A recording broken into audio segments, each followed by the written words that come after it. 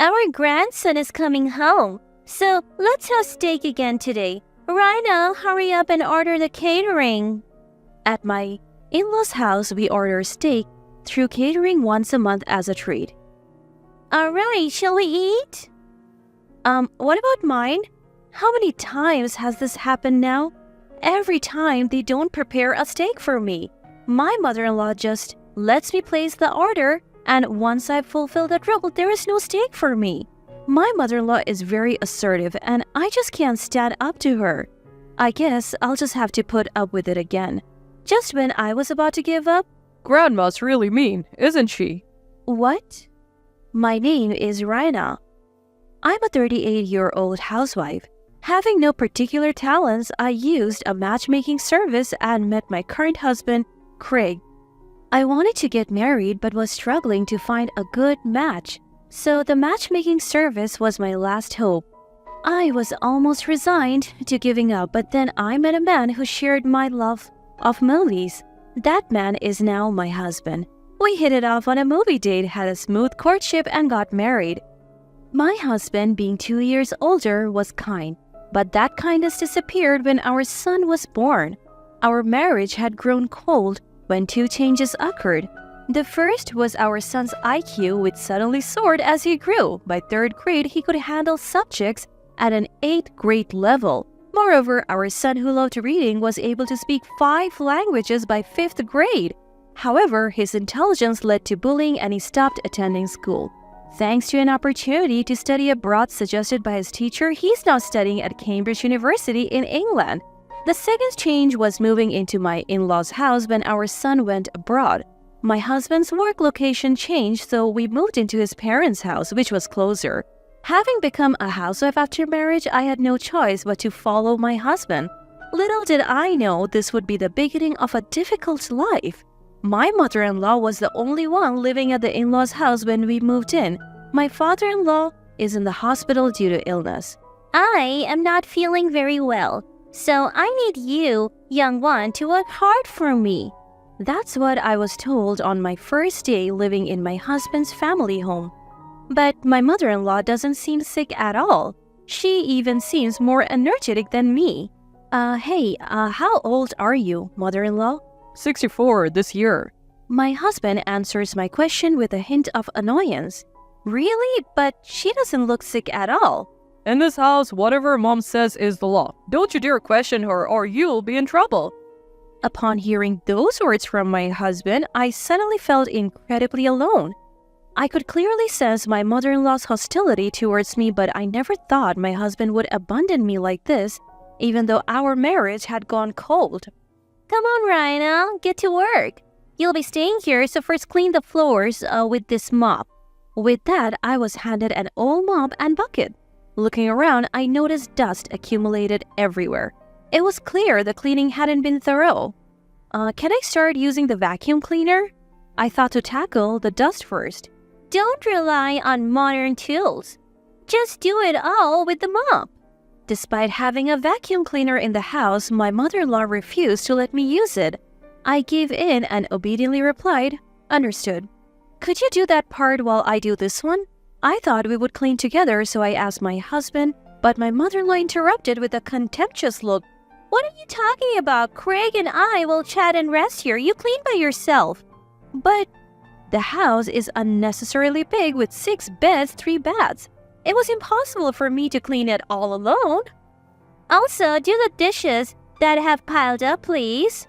I was already at my limit with the floor cleaning, and now she was adding more demands? I can't handle it all. The house is too big. Oh, really? Then I'll allow you to use the vacuum for $10 every 10 minutes. How's that? That's too expensive. You can't even pay $10. What a poor daughter-in-law. My husband didn't lift a finger to help me, even as I was being mercilessly belittled in front of him. Moreover, he said, "It looks bad to squat and talk while mopping." When it was just the two of us living together, the lack of conversation was manageable, but since coming to his parents' house, my husband's cold behavior had turned into something like psychological abuse. Let's have steak today. I know a delicious place. With that, my mother-in-law called for catering. My arms ached, but I somehow finished the cleaning and dishes. And right when I finished, the catered steak arrived. I worked hard for this. I was beyond excited for the steak. Ever since I heard that we would be ordering steak, I put extra effort into cleaning. My mother-in-law said it was going to be an expensive steak, and I couldn't help but wonder just how delicious it would be. My stomach seemed to growl just thinking about it. Reina, please pour some water. My mother-in-law's tone was commanding and cold, but I could endure it all for this moment. I absolutely love steak, especially filet mignon. Once I finished pouring the water, the ordered steaks were lined up on the table. Oh, wow, it looks delicious. Thank you, mother-in-law. I thanked her with joy. Huh? What are you talking about? There's no way there's any for you. My mother-in-law responded with a puzzled face. What? What do you mean, there is none? I felt my heart sink to rock bottom. I cleaned the floors as you asked, and I have done the dishes. I said weakly, only for my mother-in-law to retort, That's only natural. It was merely a token of appreciation for letting you stay. Think of it as paying a fee through your actions. Did you think you could live here for free? I had moved into my in-laws' house due to my husband's work, and it was already nothing short of hell. Yet I didn't have the money to live on my own. Since getting married, I only received $200 a month for allowance. After buying clothes, cosmetics, and necessities, I cannot save. My savings before meeting my husband were spent on moving expenses and my father's surgery. I thought I would at least be secure as a housewife. I realized how naive I had been. So what about my dinner? My mother-in-law seemed completely unprepared for that question and began pondering. Let me think. I felt hurt and questioned my word. There are some noodles around. You can eat those. The table held high-quality steaks, and my meal was noodles? This stark difference told the story of my place in this family. They both ate their steaks in silence, never offering me a bite. Reina, wash this knife and fork thoroughly. The only time I came close to the steak was when I washed the knife and fork after they were done eating. From the very first day, I endured horrible mistreatment, and I was mentally and physically exhausted. One day, during this never-ending cycle, a call came from our son who was studying abroad. Mom, long time no see. Hey, you were good at handcrafts, right? What's this all of a sudden? I wouldn't say I'm good at it, but I do embroidery as a hobby. Really? Handcrafts are trendy here in America now, and I was reminded of your work. There are specialty stores here, but even looking back now, the quality of your embroidery is on another level. My son praised me during this rare phone call. How long has it been since someone praised me? I couldn't help but feel happy and even shed a few tears. Thank you. Only Leo would say something like that to me. My emotions must have transmitted to my son because he said, Mom, is something wrong? Your voice is trembling. What? My son is learning psychology in school, it seems. He said he has perfectly memorized all human unconscious actions that tie to mental states. Already a high IQ son, he's been further honed by receiving quality education. Now, they say his IQ is even measured at 200. Even as his mother, I can't believe he's the same person. Thanks to that, he has completely seen through my heart. Did something happen with Dad? I remained silent for a moment, then gathered my courage to tell my son about the situation at my in-laws' house. I felt shameful as a parent, but I was grateful to have someone nearby to talk to. So, it's tough every day. When I finished my story, he said, I'll come home once. It's summer vacation and I have saved up some money from my part-time job. I insisted that everything was fine, but he wouldn't listen, and my son is coming home soon. Time flew during our long overdue phone call, and an hour had passed. Feeling rejuvenated, I thanked my son and hung up. When the call ended, my mother-in-law approached me with a glare. That's quite a luxurious long phone call. The energy I gained from my son slowly depleted as I dealt with my mother-in-law. I'm sorry. More importantly, we're having a block party at our house tomorrow. Take care of the shopping. With that, my mother-in-law handed me a long list of items and left. At the end of the note it said, Make a reservation for steak catering. Then came the day of the block party. People started to gather afternoon, and before I knew it, there were 10. Everyone calls my mother-in-law the president. Come on, Rhino. What are you doing? Serve juice to everyone, she ordered. Mother-in-law who used me no matter who was around. Lauren, don't overwork the girl. It's pitiful. You should treat your daughter-in-law more kindly. Some did stand up for me against my mother-in-law's harassment, but my mother-in-law wasn't pleased and threatened. If you keep talking like that, you're no longer members of the block party. No more high-end steak after this. Is that what you want? Upon her threat, they said, That's too much. We love this community. I'm sorry, Rhina is my name? Yes, Rhina. We can't go against the president, they said. And the support they offered was quickly withdrawn by my mother-in-law. It seems she doesn't just control this house, but the whole area. There is no way I, a mere housewife, can win against this woman. The steak I had ordered arrived, and my mother-in-law began happily arranging it on the table. Since she had chosen the steak, it was surprisingly luxurious. The side dishes were a parade of high-end ingredients like caviar and truffles. But even here, my mother-in-law lectured me.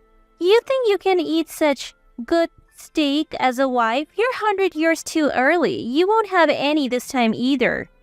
My mother-in-law bullied me openly in front of everyone. The pitiful glances from those around us pierced me. No one could oppose my mother-in-law. I glanced at my husband, who was quietly eating his steak alone. But surely a little bit is fine, isn't it? I was envious of not being able to eat the steak and slightly resisted my mother-in-law. Of course it's not okay, but I'm not a demon. I bought beef noodles for you this time, so I'll give them to you, she said, handing me a serving of noodles. Upgraded from ordinary noodles to beef noodles? But what I wanted to eat was steak. I finally lost my patience and raised my voice. Mother-in-law, this is too much. I prepared everything for today's block party, and yet you treat me like this? So is this true? You prepared all this by yourself, Rhina? Lauren, couldn't you be a little kinder? With my words, everyone's eyes turned to my mother-in-law. You all better not get carried away, or you'll be treated the same as this useless son's wife. My mother-in-law countered with determination. Everyone lost to my mother-in-law's intimidation, and no one said anything back. Rhina, you remember what I told you before. You must obey mother in this house. But then? My husband suddenly raised his voice. I was surprised by that voice, and my body flinched. Obey mother's instructions quietly. The atmosphere became silent at my husband's words, and the people who had been supporting me eventually said, Yes, Lauren is right. Filling the room with voices defending my mother-in-law, frustrated, I ran away from the scene and locked myself in my bedroom. I wonder how many hours had passed. It seems I had fallen asleep. When I realized the block party had dispersed, and it was night, when I looked at my mobile phone, there was an email from my son. Mom, I'm heading your way tomorrow. Apparently, my son was already in America staying in a hotel. I went back to sleep. The next morning, as I went to the living room, my mother-in-law was making breakfast. You really got carried away yesterday, didn't you? I'm sorry. I informed my mother-in-law, who attacked me without even a greeting, about my son. Oh, Leo, if he's coming back, we'll have steak today. It seems my mother-in-law, who hadn't seen my son since he went abroad for study, was eagerly looking forward to seeing him again. She had already ordered catering from our usual steakhouse. And then the evening came and my son returned home. The dinner table was laden with steaks, even more luxurious than usual. Leo, eat as much as you like. My mother-in-law was quite pleased. As always, I was treated like a servant. Thank you, but where's Mom's portion? My kind-hearted son noticed that there was no steak for me and was worried. At that question, my mother-in-law attacked. Oh, it's fine. Rhina is always like this. More importantly, try this. It's made with beef from Nebraska. My mother-in-law looked happy to be reunited with her grandson after such a long time. But my son responded with unexpected words. I don't want it. Why didn't you prepare mom's portion? This is discrimination, isn't it? He said coolly. My mother-in-law was startled by this unexpected reaction. My husband also looked at our son surprised. What are you talking about? Grandma, I have heard everything from mom. You really look down on her, don't you? My son, who had returned home, had grown up strong and confident more than I knew. Feeling antagonized by him, my mother-in-law began to panic. Oh, what? What did you hear? I didn't do anything. Grandma, you're mean, aren't you? What? What did you say? You're always looking down on mom, right? You want to feel superior, but people like that usually lack confidence or have nothing to be proud of. That's why they attack others to feel superior. It's a mean personality. Leo, just because you're a child doesn't mean you can say anything. Then what about a grandma who can't tell right from wrong? My son's counterattacks didn't stop and my mother-in-law was increasingly cornered. That's true, isn't it? Everyone has an equal share of stake, but mom has nothing?